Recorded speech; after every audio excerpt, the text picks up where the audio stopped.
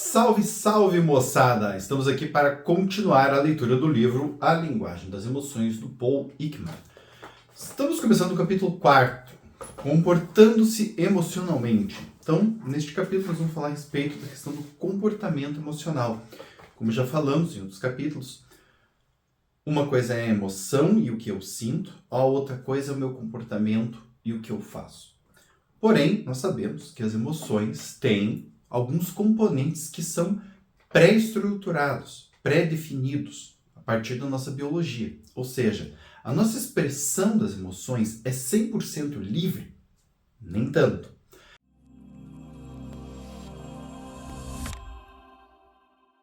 Porém, mesmo sabendo disto, ainda é possível que a gente consiga manipular e modificar algumas formas pelas quais a gente se expressa. E é isso que trata este capítulo. Então vamos lá.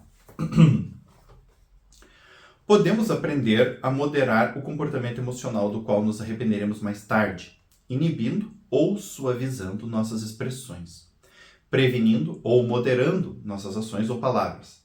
Também podemos aprender a não ser excessivamente controlados, demonstrando frieza, se esse é o nosso problema.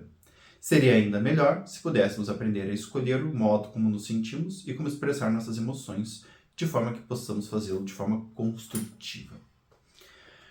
Quando estamos no período refratário, em que não temos acesso à informação que alteraria a forma como nos sentimos, lembrando, isso é o capítulo anterior, período refratário é um período que pode variar de alguns segundos até alguns minutos, aonde eu estou tomado pela emoção e pela percepção que cria aquela emoção.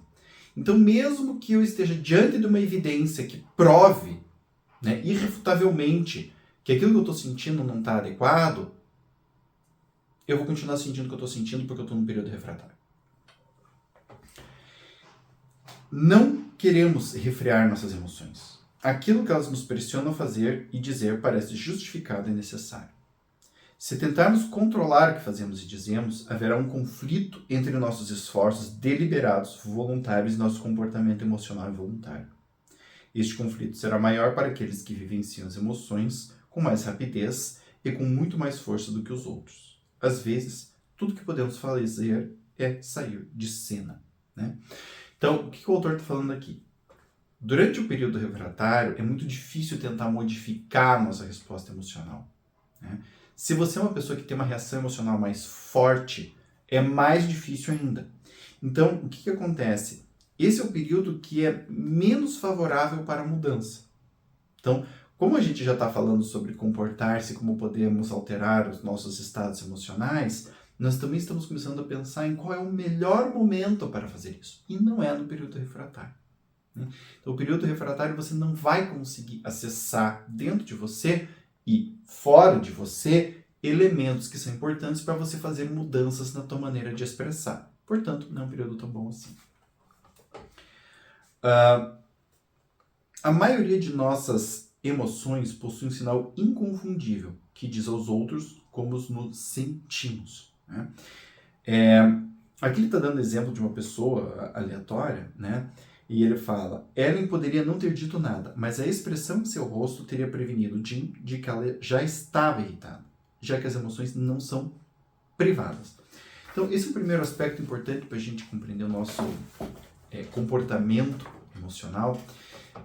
A gente acha que as nossas emoções não aparecem, mas elas aparecem no nosso tom de voz, elas aparecem na nossa face. Nós vamos falar um pouco sobre isso no vídeo de hoje.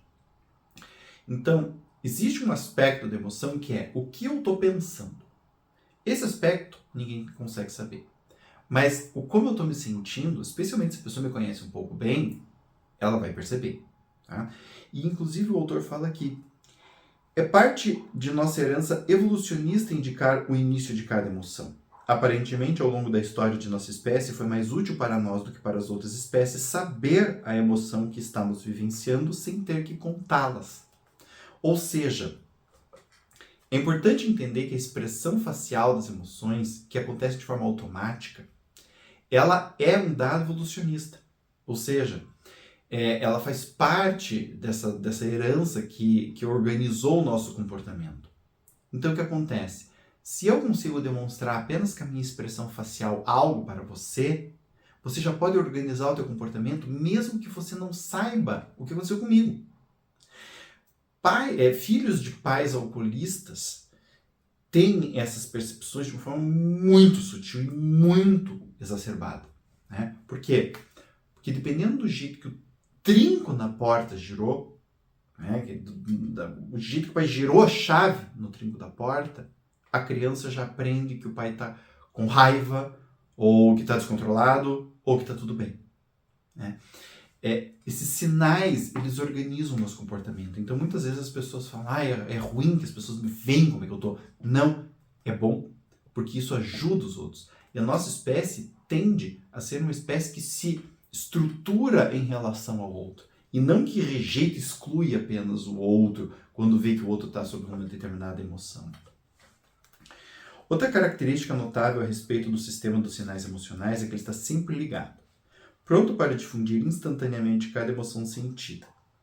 Pensem como seria a vida se houvesse um interruptor que poderia ficar desligado, a menos que optássemos por ligá-lo. Tornaria o cuidado infantil impossível antes de qualquer coisa.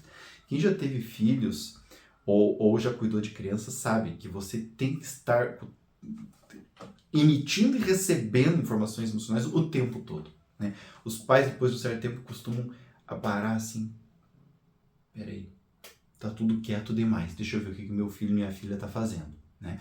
Então, até o silêncio começa a se transformar num sinal. É muito importante a gente perceber isso. As emoções, gente, servem para comunicar estados internos que são organizados a partir de alguma coisa que aconteceu. Então, estar expressando as nossas emoções não apenas é saudável, como vocês podem estar entendendo aqui, é algo que é involuntário, ou seja, é tão importante que a gente evoluiu para não ter a opção de não manifestar essas emoções. A gente evoluiu para manifestar. Né? Muito bem. É importante lembrar que os sinais emocionais não revelam sua fonte.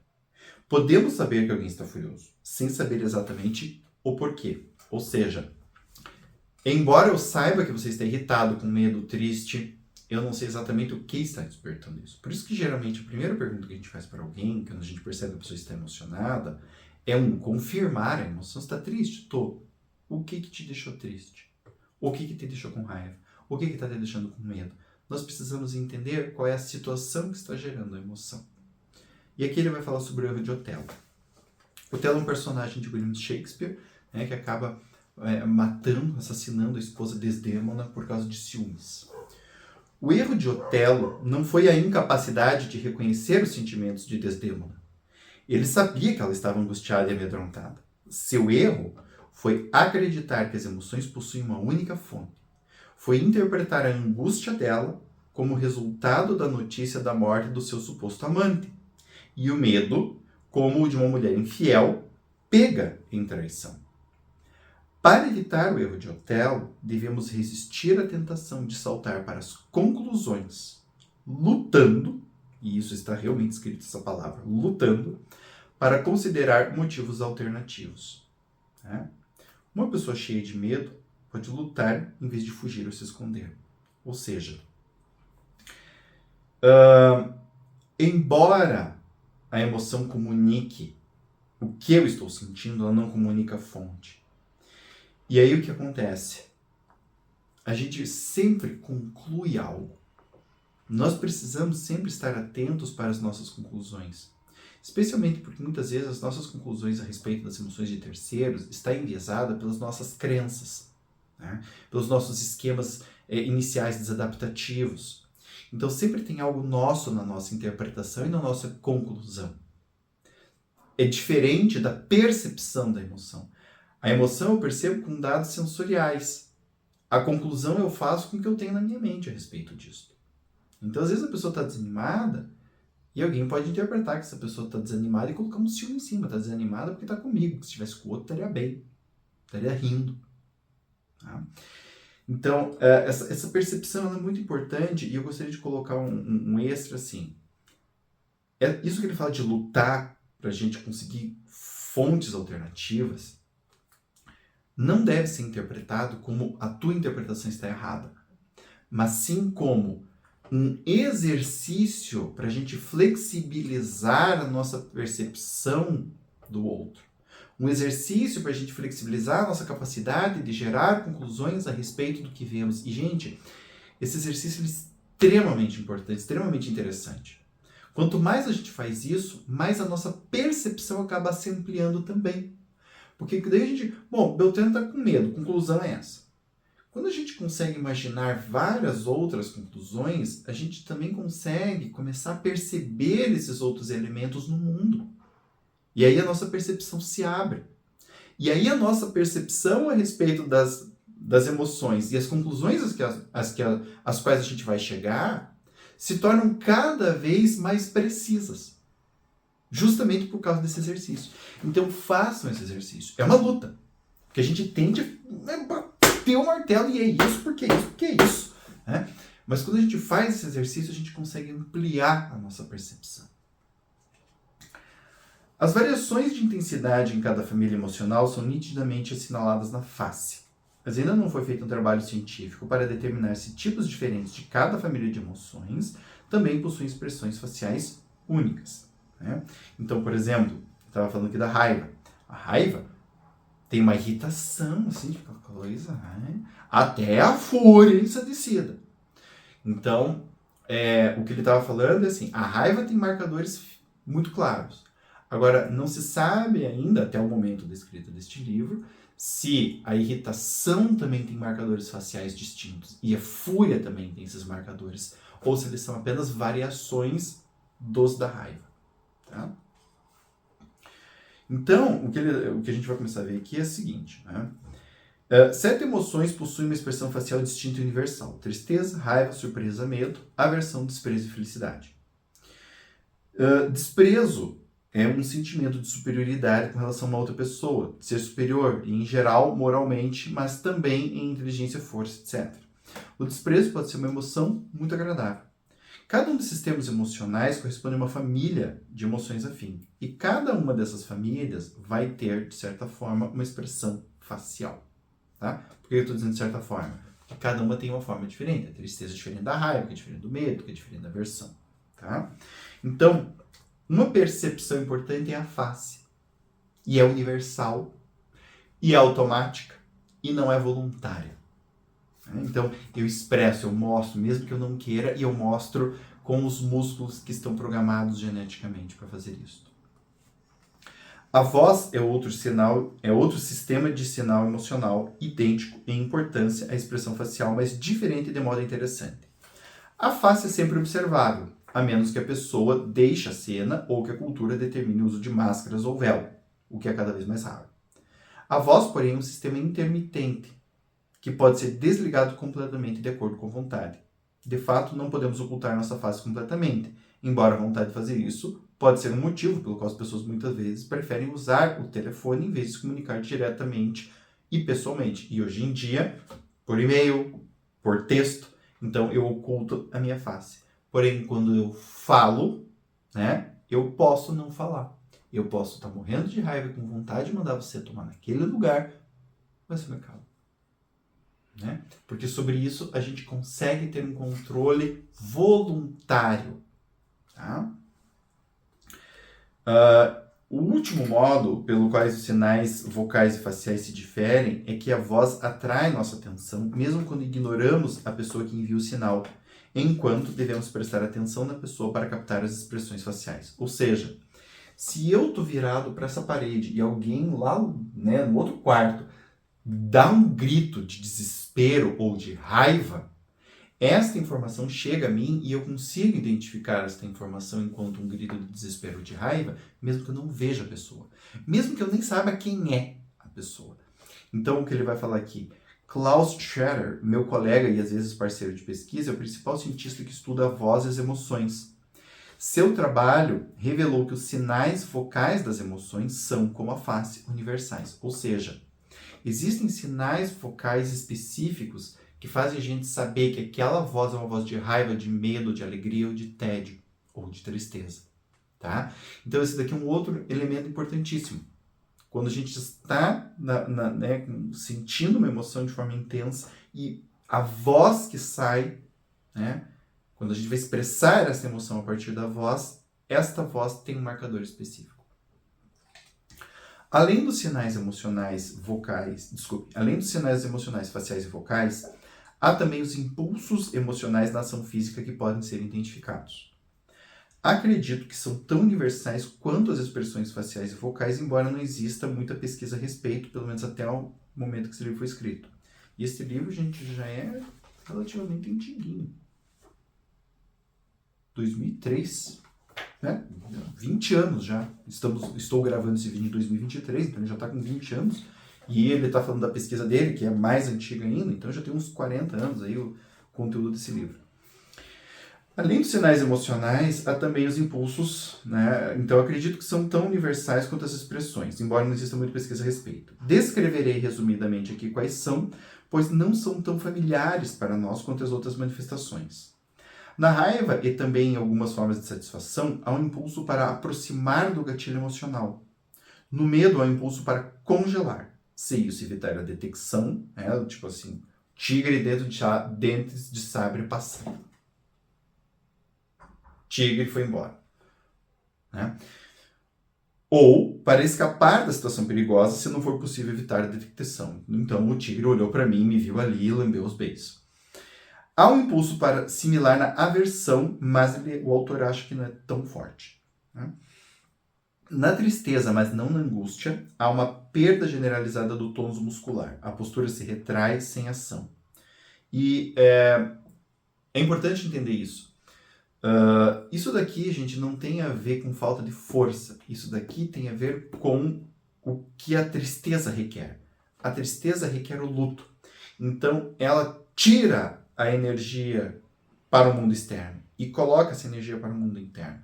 Então, o músculo, né, perde tônus por quê? Porque eu não preciso agir lá fora, eu preciso agir aqui dentro. Alguém morreu, não tem mais nada para fazer. Eu preciso lidar com a dor aqui dentro. No desdém, há o impulso de encarar com desprezo o objeto. Na surpresa e no assombro, há uma atenção fixa no objeto da emoção. No alívio, um relaxamento da postura corporal. No prazer sensorial tátil, há um movimento em direção à fonte do estímulo. E nos outros prazeres sensoriais, uma orientação em direção à sua fonte. Tá? Como os movimentos faciais e vocais, esses impulsos são universais e pré-definidos, no sentido de que não precisamos aprendê-los. Todas as outras reações que fazemos quando emocionados são aprendidas e não pré-definidas, e tendem a ser específicas à cultura ou a um indivíduo. Então, o que isso significa? Tudo que nós falamos até agora é comportamento inato. É comportamento que vem com a programação biológica. Hoje em dia está muito comum videozinho de Reels de bebê tendo reações. Né? Então, come uma coisa e tem uma reação. Faz um troço e tem uma outra reação. Essas reações ninguém ensinou. A criança já está ali desde que nasce fazendo. Quando a criança chora, né? Aquela cara de choro, ela vai ser os músculos contraídos vão ser idênticos ao longo da vida, então ela já nasce com isso. Né? Pega um bebezinho com raiva, criança com raiva, contrai os mesmos músculos dos mesmos jeitos. Então tudo isso daqui é inato. Tá? Por que é importante a gente entender isso? Por exemplo, no caso da raiva, há um impulso em direção do objeto. Gente, se perceba com raiva de alguém, ou de alguma coisa, instituição. Em geral, a nossa vontade é ir na direção daquilo para destruir aquilo ou para tirar aquilo da nossa frente. Então, esse é um impulso. Aí, como que esse impulso vai ser feito? Se esse impulso de fato será feito ou não, com que intensidade, com que grau de meticulosidade, isso vai ser um outro assunto que eu vou aprender com a cultura, com a minha família, com o meu próprio temperamento, com os meus próprios comportamentos, com as minhas competências e incompetências. Né? Então é importante entendermos que até aqui nós estamos num limiar. Né? Porém, ainda assim, haverá esse impulso para ir em direção do objeto, no caso da raiva. No caso da tristeza, haverá o impulso para me retrair. Mesmo que eu tenha aprendido que não adianta chorar sobre o leite derramado, vamos lá, levanta e faça. Este impulso, ele virá de um jeito ou de outro. A gente não controla. A gente pode lidar com isso da forma que a gente quiser, dentro, né, obviamente, de certos escopos. Mas esse impulso virá. Por que é importante saber isso? Porque esses impulsos são as nossas primeiras ideias em relação ao que fazer quando a gente está sentindo uma determinada emoção. Então, assim como é importante a gente começar a perceber o que a gente pensa e criar formas alternativas, também é importante perceber qual é o nosso primeiro impulso. E como esse nosso primeiro impulso está conectado com esses impulsos inatos. Né? Se eu sou uma pessoa com temperamento um pouco mais agressivo, eu nem penso, já estou lá batendo em alguém se a pessoa pensou de me xingar. Né? Pensou de fazer alguma coisa contra mim, já estou lá batendo na pessoa. Eu preciso perceber esse impulso para esse tipo de ação. Preciso perceber dentro de mim as imagens que eu crio da ação. Por quê? Porque é aqui onde eu vou poder começar a refletir sobre como modificar meu comportamento. Criar outras imagens de ação. Criar outros contextos nos quais eu posso agir de uma forma diferente. Esse treino mental, ele é muito útil na vida prática. Por quê? Porque ele aumenta a nossa possibilidade de ter respostas diferentes. Muito bem. Hoje fechamos aqui a leitura desta primeira parte do capítulo. Esse capítulo vai ter vários vídeos também. Vejo você, então, na continuidade da leitura do capítulo 4 do livro A Linguagem das Emoções, do Paul Ekman.